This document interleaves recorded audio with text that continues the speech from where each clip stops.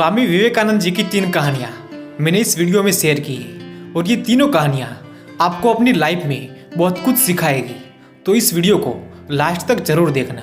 तो चलो video start करते हैं। एक बार स्वामी विवेकानंद अपने आश्रम में सो रहे थे कि तभी एक व्यक्ति उनके पास आया और वो बहुत ही दुखी लग रहा था। और वो आते ही स्वामी जी के चरणों में गिर पड़ा और बोलने लगा कि ये स्वामी जी, मैं अपनी ज़िंदगी में बहुत ही मेहनत करता हूँ, हर काम बहुत ही मन लगा कर भी करता हूँ, लेकिन फिर भी मुझे सफलता नहीं मिलती।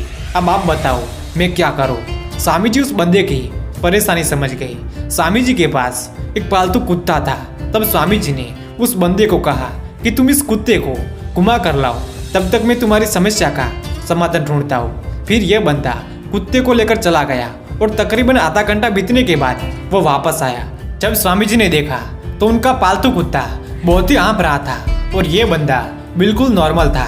ये देखकर स्वामी जी ने कहा कि ये कुत्ता इतना ज़्यादा हाँफ क्यों रहा है। तब उस बंदे ने जवाब दिया कि ये कुत्ता कभी तो यहाँ तो फिर वहाँ चला जाता था और गलियों के कुत्तों से भी लड़ रहा था, इसीलिए ये बहुत ही थक गया है और हाँफ रहा है। तब स्वामी जी ने मुस्कुरा कर उस बंदे से कहा कि तुम्हारा ये तो जवाब है कि तुम भी लोगों की बातों में आ जाते हो। लोग जो करते हैं वो करने की कोशिश करते हो, इसीलिए तुम अपनी मंजिल पर नहीं पहुंच पाते।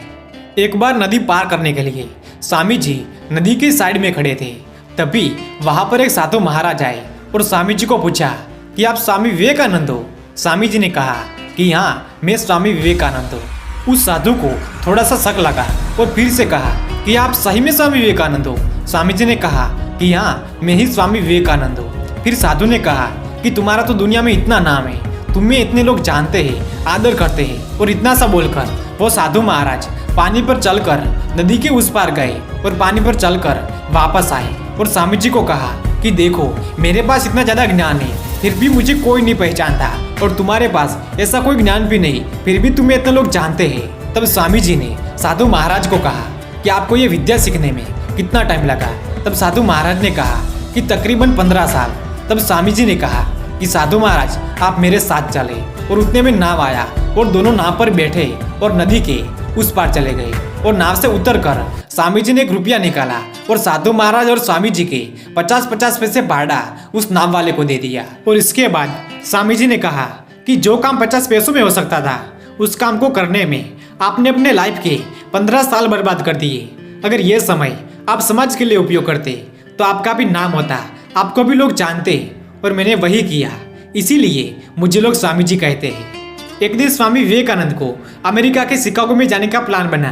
तब स्वामी जी माँ शारदा से आशीर्वाद लेने के लिए गए कि माँ, मैं अमेरिका जा रहा हूँ धर्म का प्रचार करने के लिए, यदि आपकी अनुमति हो तो मैं जाऊँ। तब माँ शारदा बोले कि जो तुम्हारे पास चाकू पड़ा है वो मुझे देना। तब स्वामी जी ने वो चाकू उठाकर माँ शारदा को दिया और तब माँ शारदा बोले कि हाँ, अब तुम जा सकते हो। स्वामी जी चौंक गए और माँ शारदा से पूछा कि आपने कोई मेरी परीक्षा ले ही नहीं, ऐसे ही अनुमति दे दी बिना परीक्षा के, ना तो मुझे कोई सवाल करके। तब माँ शारदा बोले, अगर तुम्हारी जगह कोई और होता तो ये चाकू मुझे देता, तब लकड़ी वाला हिस्सा वो खुद पकड़ता और दार वाला हिस्सा मुझे देता, लेकिन तुमने ऐसा नहीं किया। तुमने दार वाले हिस्से को खुद पकड़ा और लकड़ी वाला हिस्सा मुझे दिया, जिससे भी अगर चोट लगनी भी हो तो तुझे लगे लेकिन मुझे ना लगे। माँ शारदा बोले कि तुम खुद का बुरा करने के लिए तैयार हो सामने वाले के भले के लिए। इससे मुझे ये समझ में आता है कि अब तुम पूरी तरह तैयार हो और अब तुम जा सकते हो। और फिर वो गए। और उसके बाद स्वामी जी ने अमेरिका में कैसी स्पीच दी वो शायद मुझे बताने की जरूरत नहीं है। तो दोस्तों, आशा करता हूँ कि इन 3 कहानियों में आपको बहुत कुछ सीखने को मिला होगा।